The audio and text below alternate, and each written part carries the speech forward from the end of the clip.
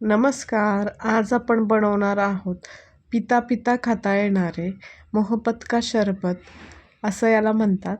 म्हणजेच कलिंगडाचा सरबत किंवा मिल्कशेक. आता यासाठी आपण इथे घेतलेले आहे 2 चमचे सब्जा बी. आता त्यामध्ये आपण पाणी ॲड करायचं आणि ह्याला 10 ते 15 मिनटं आपण भिजत ठेवायचं आहे. हे भिजतात तोपर्यंत आपण पुढची तयारी करूया. त्यासाठी इथे मी मीडियम आकाराचं एक कलिंगड आहे, त्यातलं अर्धं कलिंगड मी घेतलेलं आहे. अर्धं कलिंगड आपण कापून घ्यायचं आहे आणि त्याला असे चाकूने उभे काप द्यायचे. उभे काप झाले की आडवे पण काप देऊन घ्यायचे. यामुळे आपल्याला कलिंगड कापण्यास सोपे जाते आणि क्यूब्समध्ये ते आपल्याला कट करून व्यवस्थितरित्या असं कट होतं. म्हणजे छोटे-छोटे तुकडे करत बसावं लागत नाही आणि यातून बियाही काढायला मदत होते. बिया खूप सोप्या पद्धतीने निघतात अशा कापल्यामुळे. तर या पद्धतीने आपण कापून घेतलेलं आहे आणि बियाही सगळ्या काढून घेतलेल्या आहेत. आता यातलं अर्धं कलिंगड आहे ते मिक्सरच्या भांड्यामध्ये घेणार आहे.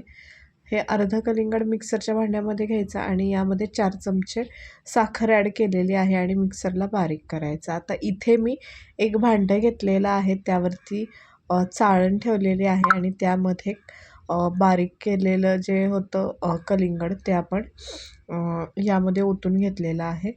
आता आपल्याला गाळून घेतल्यामुळे ज्या बिया वगैरे राहिल्या असतील तर त्या वरती राहतात, खाली ह्याच्यामध्ये येत नाही आणि तो पिताना तोंडामध्ये येत नाहीत त्या बिया मध्ये म्हणून अशा प्रकारे गाळून घ्यायचं. आता अर्धा कलिंगड घेतला असेल तर त्याच्यासाठी अर्धा लिटर दूध घ्या. आवडीनुसार कमी जास्त करू शकता, पण मी इथं अर्धा लिटर दूध गरम करून फ्रीजमध्ये थंड करून घेतलेलं आहे. ते यामध्ये ॲड केलं, मिक्स केलं आणि रोज सिरप घेतलेला आहे मी. इथे तुम्ही रूह अफजा पण वापरू शकता. इथे मी मोठे 4 चमचे रोज सिरप याच्यामध्ये ॲड केलं आणि व्यवस्थित असं मिक्स केलं. रोज सिरप ही आपल्या शरीराला थंडावा देण्यास मदत करते. कलिंगड ही आपल्या शरीराला हायड्रेट ठेवते आणि इथे मी जे क्यूब्स ठेवले होते कलिंगडाचे कापलेले ते यामध्ये ॲड केले आणि मिक्स करून घेतलं. आता हे आपलं तयार आहे ज्यूस. त्यामध्ये आपण बर्फही टाकू शकता, पण इथे मी थंड दूध वापरलेलं होतं त्याच्यामुळे मी बर्फाचे तुकडे खडे नाहीत घातलेले. तुम्ही ॲड करू शकता. आता मी एका ग्लासमध्ये सब्जा बी 2 चमचे मोठे टाकले होते आणि यामध्ये मी सर्व केला होता सरबत आणि दुसरा ग्लास प्लेनच ठेवलेला होता. म्हणजे घरात जर कोणाला आवडत असेल नसेल तर या पद्धतीने करा किंवा तुम्ही सब्जा बी आधीही ॲड करू शकता.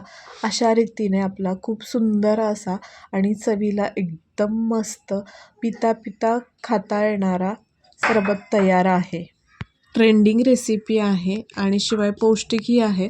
तर उन्हाळा संपायच्या आधी नक्की ट्राय करून बघा. व्हिडिओ आवडले असल्यास लाईक करा, शेअर करा आणि सबस्क्राईब करायला विसरू नका.